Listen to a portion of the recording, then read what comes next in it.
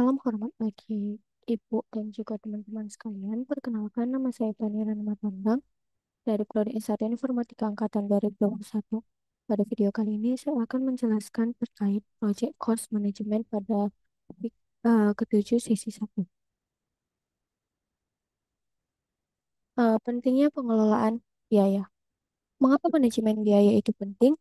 Studi menunjukkan bahwa proyek IT seringkali gagal menjaga biaya agar tetap sesuai anggaran. Seperti contohnya, sebuah studi di tahun 2011 mencatat dari 1.500 proyek IT, biaya rata-rata meningkat 27%. Hal ini menunjukkan bahwa pengelolaan biaya yang baik sangat krusial agar proyek tidak melebihi anggaran. Adapun definisi dari biaya yaitu, secara sederhananya, biaya adalah sumber daya yang dikeluarkan untuk mencapai tujuan tertentu. Adapun menurut Webster Dictionary, biaya juga dapat diartikan sebagai sesuatu yang dipertukarkan untuk mendapatkan barang ataupun jasa. Selanjutnya, manajemen biaya. Manajemen biaya adalah usaha untuk menjaga agar tim proyek dapat menyelesaikan proyek sesuai anggaran.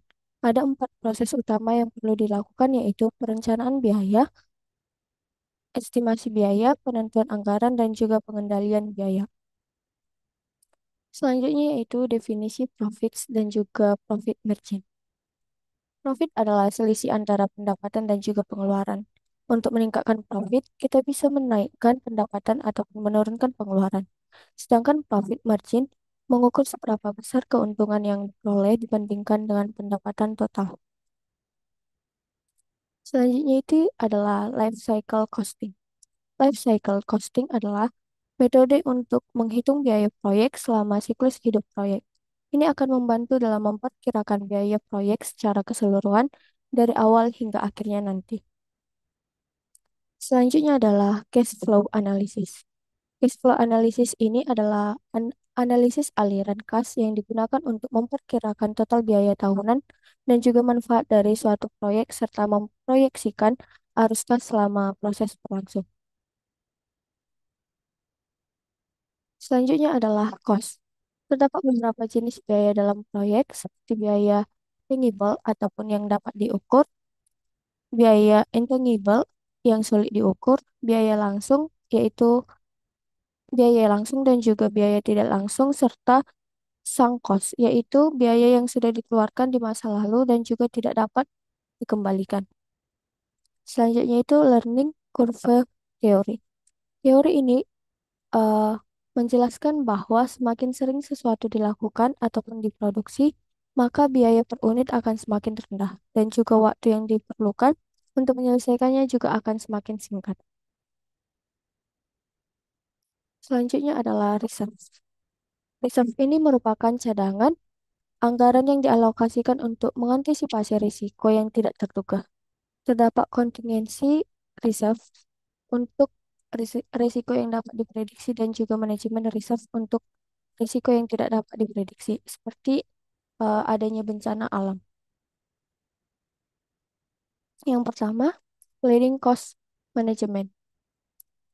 Planning cost ini merupakan perencanaan manajemen biaya yang akan melibatkan penentuan bagaimana biaya akan dikelola sepanjang proyek ini dan juga akan mencakup tingkat akurasi, unit ukuran, batas kontrol, serta aturan untuk memantau biaya dan juga format pelaporan. Yang kedua adalah estimation cost. Terdapat 3 metode utama dalam memperkirakan biaya, yaitu yang pertama perkiraan biaya kasar atau wrong order of magnitude, yang kedua estimasi anggaran ataupun budget estimate, dan juga yang terakhir yaitu estimasi definitif, yaitu definitive estimate. Masing-masing metode ini digunakan berdasarkan kebutuhan dan juga tahapan dari sebuah proyek. Selanjutnya adalah cost estimate dan juga tools. Beberapa alat dan juga metode untuk memperkirakan biaya antara lain estimasi analog ataupun top down. Estimasi bottom up berdasarkan item pekerjaan individu, estimasi 3 titik, dan juga estimasi parametrik parametrik yang menggunakan model matematika. Em, Seringkali estimasi biaya mengalami masalah karena dibuat terlalu cepat. Kurangnya pengalaman dan juga pemahaman memperkirakan ataupun kecenderungan untuk meremehkan biaya. Oleh karena itu, manajemen mengharapkan estimasi yang lebih akurat untuk sebuah proyek. Berikut ini adalah contoh untuk membuat estimasi biaya. Estimasi biaya dapat dilakukan berdasarkan work breakdown struktur atau WBS ataupun berdasarkan fungsi proyek. Ini akan membantu dalam memperinci dan juga mengelompokkan biaya dengan lebih akurat. Selanjutnya adalah determining budget. Setelah melakukan estimasi biaya, langkah berikutnya adalah menentukan anggaran. Anggaran ini dapat digunakan sebagai baseline untuk mengontrol pengeluaran sepanjang proyek berlangsung. Selanjutnya itu controlling cost. Pengendalian biaya dilakukan dengan menggunakan teknik EF, EVM ataupun Earned Value Management yang akan mengukur bagaimana kinerja proyek dengan mengintegrasikan dengan cakupan, waktu, serta biaya dari proyek tersebut. Selanjutnya itu cost variance. Cost variance merupakan perbedaan antara earned value dan juga actual cost. Jika cost variance-nya negatif, maka biaya aktual melebihi anggaran. Sebaliknya, jika positif, biaya aktual lebih kecil dari anggaran. Cost Performance Index akan mengukur bagaimana efektivitas biaya dalam proyek ini. Selanjutnya itu adalah Schedule Variance atau SV. SV merupakan selisih antara earned value dan juga planned value. Jika SV ini negatif, maka proyek akan tertunda dari jadwal. Jika positif, proyek selesai lebih cepat. Untuk schedule performance index-nya akan mengukur bagaimana proyek berjalan sesuai jadwal. Untuk ringkasan dari keseluruhan yang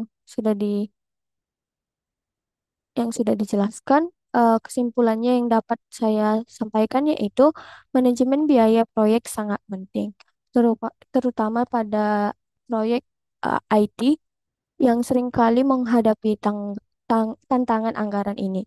Proyek utama dalam manajemen biaya akan meliputi perencanaan, estimasi, penentuan anggaran, dan juga pengendalian biaya.